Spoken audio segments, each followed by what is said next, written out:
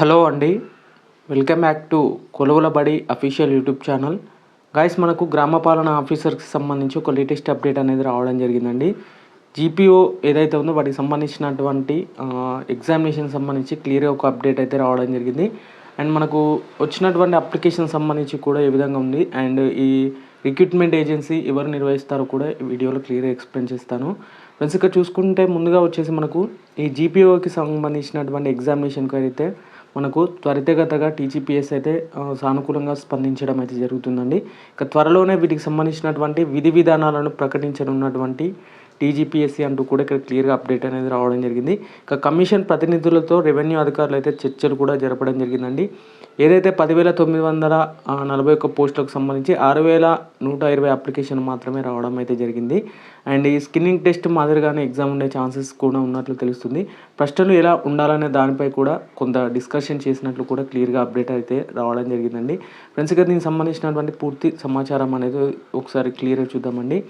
గ్రామ పాలన ఆఫీసర్ నియామకం కోసం నిర్వహిస్తున్నటువంటి ఎగ్జామినేషన్పై టీజీపీఎస్సీ త్వరలో విధి విధానాలను ప్రకటించనున్నట్లు కూడా తెలుస్తుంది. గ్రామ పాలన ఆఫీసర్గా పనిచేయడానికి ఆసక్తి ఉన్నటువంటి ప్రభుత్వ పూర్వపు వీఆర్ఓ వీఆర్ఏల నుంచి దరఖాస్తులు అయితే స్వీకరించడం జరుగుతుంది. సుమారుగా మనకు 6,120 మంది అప్లై చేయడం అయితే జరిగింది. అయితే వీరికి పరీక్ష నిర్వహించిన తర్వాతే నియామక ఉత్తర్వులు అందజేయనున్నట్లు కూడా తెలుస్తుంది.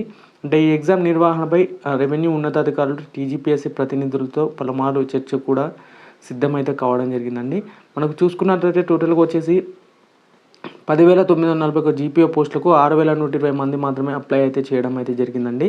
అండ్ ఇక్కడ చూసుకుంటే ఈ క్రమంలో ఎలిమినేషన్ ప్రక్రియ ఉండదని అధికారులు అయితే భావిస్తున్నట్టు తెలుస్తుంది. కేవలం స్క్రీనింగ్ టెస్ట్ మాదిరిగానే పరీక్ష ఉంటుందని కూడా చెప్పడం అయితే జరిగింది. అండ్ ప్రశ్నలు కూడా జీపీఓ వీఆర్ఓ విధులకు సంబంధించినటువంటి అంశాలపైనే ఉంటాయని కూడా క్లారిటీ అయితే ఇవ్వడం జరిగింది. అండ్ ఈ ప్రశ్నలు కూడా ఎలా ఉండాలన్న దానిపై కూడా చర్చలు అయితే నడుస్తున్నట్లు కూడా తెలుస్తుంది. ప్రశ్నపత్రం ఏ విధంగా ఉంటుందనే విషయాన్ని కూడా త్వరలోనే ప్రకటించే వీలుందని కూడా రెవెన్యూ ఉన్నతాధికారి అయితే ఒకటి చెప్పడం అయితే జరిగింది. అండ్ భూభారతి జీపీఓలో మూలం అంటూ కూడా ఇక్కడ లేటెస్ట్గా ఒక అప్డేట్ కూడా రావడం జరిగిందండి. అండ్ ఇక్కడ చూసుకోవచ్చు,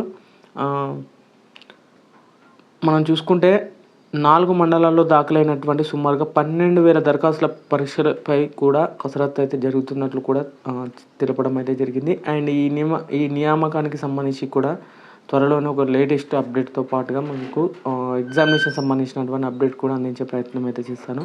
వీడియో నచ్చితే మాత్రం ఖచ్చితంగా లైక్ చేసి మీ ఫ్రెండ్స్ అండ్ ఫ్యామిలీకి అయితే ఈ వీడియోని షేర్ చేయండి.